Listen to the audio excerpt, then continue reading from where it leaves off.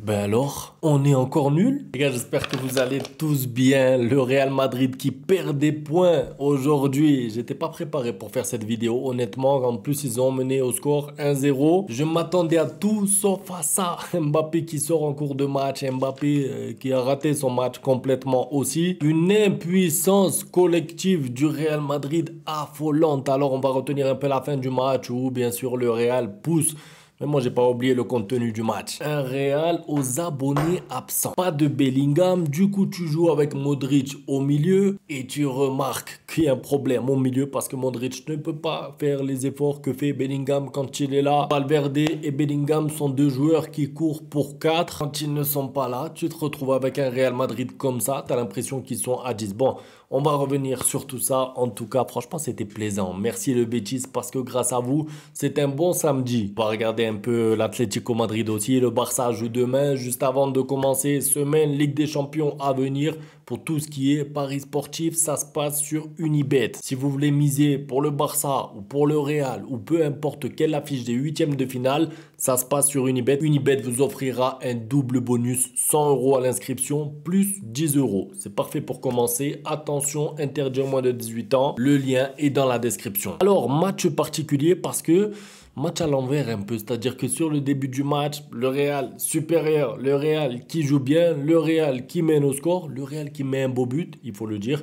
En plus, on est pour le Barça, donc c'est le genre de but qu'on aime. La passe en retrait de Mendy. Diaz qui a plus qu'à la mettre au fond, ça vient sur une possession longue en plus. Et bien joué, il mène 1-0. Moi, j'étais à deux doigts d'enlever le match. Je vous mens pas, je me dis bon, à quoi bon rester devant le match, je vais souffrir. Parce que quand ils mettent le 1-0, pour moi, ils ont fait le plus dur. Pour moi, ils ont fait le plus dur en mettant ce premier but et je me dis ensuite ils vont dérouler, il y aura des espaces pour Mbappé, il y aura des espaces pour Vinicius et vu que dans le jeu ils étaient supérieurs au moment où ils mènent 1-0, j'ai été là, je me disais bon on enlève, on fait quoi? Comme il n'y a pas d'autres matchs en même temps, j'ai laissé le match et franchement j'ai bien fait. Incroyable comment le Real Madrid a baissé d'intensité, ça m'a rappelé un peu le Barça de l'année dernière, le Barça de Xavi qui menait au score et qui a ensuite arrêté de jouer complètement.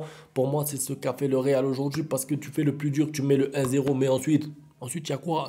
Mbappé, tu le vois pas. Vinicius, il est là, il tente des actions individuelles presque tout le temps. Évidemment, c'est logique, ça passe pas. Le problème du milieu de terrain, alors ça, c'est un grand problème pour moi côté Madrid. Parce que si tu connais un peu la Liga et que tu sais que tu vas jouer au Betis, face à Johnny, face à Altimira, qui sont des très bons joueurs de ballon, qui savent garder la balle, qui savent ne pas avoir de déchets techniques, tu ne peux pas te pointer avec un Modric 40 ans. Moi, je respecte Modric, c'est l'un des seuls joueurs que j'apprécie côté Madrid, honnêtement. On l'a même félicité sur la chaîne quand il a eu son ballon d'or et tout, mais franchement, il a 40 ans, il peut pas faire les couvertures, il peut pas faire les contre-pressing face à des joueurs techniques comme Johnny et Altimira, quand en plus, ils sont dans un bon jour comme ça, qui se trouvent les yeux fermés avec Isco et Anthony. En fait, au bout d'un moment, il y a un problème. T'as Mbappé qui peut pas non plus créer de jeu au milieu parce que c'est pas son rôle et c'est pas ce qu'on lui demande. Il y a plus de Toni Kroos, t'as plus de Casemiro, tu comptes sur la rentrée de Camavinga, tu peux pas. En fait, tu peux pas. Moi, quand j'ai vu la composition, je me suis dit l'espoir que j'ai, il est là. Il est au milieu de terrain. Ça veut dire que je faisais pas confiance au Betis Séville derrière ni devant, mais le milieu de terrain Johnny Altimira, quand on connaît le foot espagnol, on sait que c'est un milieu top niveau.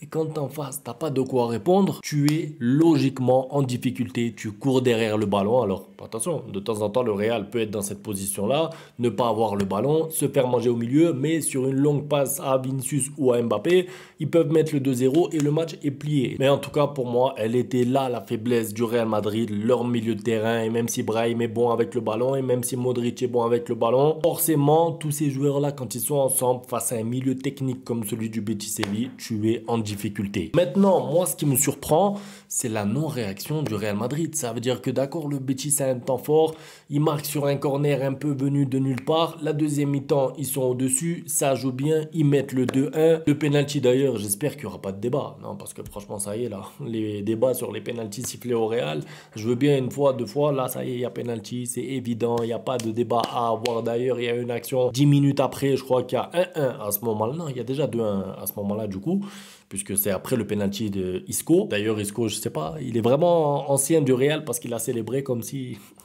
Il y a une action polémique en faveur du Betis. Il y a un possible penalty, non? Parce qu'il faut en parler aussi, parce que quand c'est contre le Real, bon, vous me demandez d'en parler. Là, c'est en faveur du Betis. Pour moi, il y a une deuxième faute. Pour moi, il y a un penalty qui se siffle. Bon, c'est pas le sujet de la vidéo. Ce qui m'étonne avec ce Real, donc, c'est le côté passif. Ça veut dire qu'ils sont là, ils attendent, ils perdent 2-1. T'as le Betis qui a la balle. T'as une longue possession du Betis avec des 1-2 entre eux, Anthony, Isco et tout, ça joue bien en football. Et tu te demandes à quel moment le Real va réagir. Et quel est le joueur qui va permettre au Real de réagir. Et c'est là que j'arrive sur qui? Sur Monsieur Mbappé. Pourquoi? Parce que les joueurs qui peuvent te changer le cours d'un match, il n'y en a pas beaucoup, d'accord? Moi, ce matin, dans la vidéo d'avant-match du Barça, je vous ai dit quoi? Du fait qu'Mbappé, deuxième dans le classement provisoire du Ballon d'Or, moi, ça me paraissait incohérent par rapport à tout son début de saison et par rapport au peu de matchs réussis qu'il a honnêtement. Après, contre City, sans triplé et tout, peut-être que ça lui a fait gagner des places, mais moi, j'attends Mbappé aussi, c'est dans des matchs comme ça. Parce que les grands joueurs, normalement, ne se cachent pas. Les grands joueurs ne sont pas sortis en cours de match. Ça veut dire que tu perds 2-1, ton équipe perd 2-1. Si normalement ton meilleur joueur c'est Mbappé, comment tu le sors? Comment tu le sors au coude à coude en Liga? Tu joues contre l'Atlético Madrid dans quelques jours, Ligue des Champions, je le sais. Mais tu peux pas, normalement, moi j'ai jamais vu en tout cas Messi qui n'est pas blessé sortir en cours de match quand ton équipe perd de 1 but. Si tu mènes de 1 but et tu dois gérer ton joueur et parce que physiquement, dans 3-4 jours, tu joues la Ligue des Champions, je comprends. Mais le sortir à 2-1 à 70e, à 2-1 contre toi, j'ai jamais vu ça. Et pour moi, ça montre le manque d'impact d'Mbappé dans un match comme ça. Il a rien fait. Il est à l'avant-dernière passe sur le premier but du Real Madrid, oui. Très belle passe pour Mendy, mais c'est trop peu.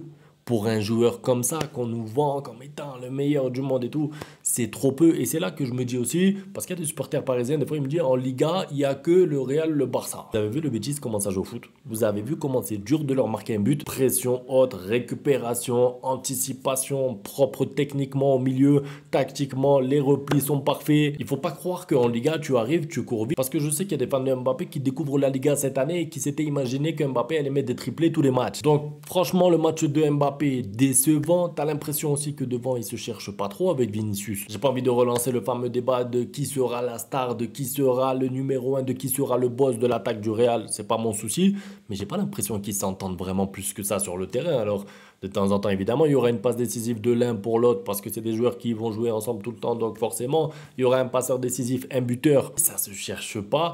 Ils sont limités parce que s'ils sont pas trouvés dans la profondeur face à un bloc un peu replié, ils sont en difficulté. Enfin, je sais pas. Moi, j'ai pas trouvé que c'était un grand Real ni une grosse attaque. J'ai pas l'impression qu'ils prennent beaucoup de plaisir à jouer ensemble. Je termine par Isco parce que comment ne pas parler de Isco, ancien joueur du Real Madrid, buteur, mais pas que. Moi, c'est son match à Isco qui m'a impressionné. Vraiment, c'est fort. Le match d'Isco jusqu'à la 93e, il faisait encore des replis, des accélérations. Je veux dire quand même, Isco, on sait qu'il manque de régularité, mais quand tu le vois comme ça, lui et Anthony, pareil, capable de pouvoir garder le ballon, capable de déstabiliser la défense du Real Madrid et surtout perturber le milieu du Real, c'est fort. Et techniquement, bon, Isco, on le présente plus, on le connaît, hein, mais grand match de sa part, pour moi, c'est l'homme du match. Et pas que pour son but sur penalty, mais pour tout ce qu'il a fait aussi. Il a aidé son bloc à sortir les ballons. Il a célébré, comme il se doit aussi, la victoire. Enfin, voilà, gros match d'Isco, gros match du Betis, 3 points perdus pour le Real. Maintenant, aux autres d'en profiter, que ce soit le Barça demain,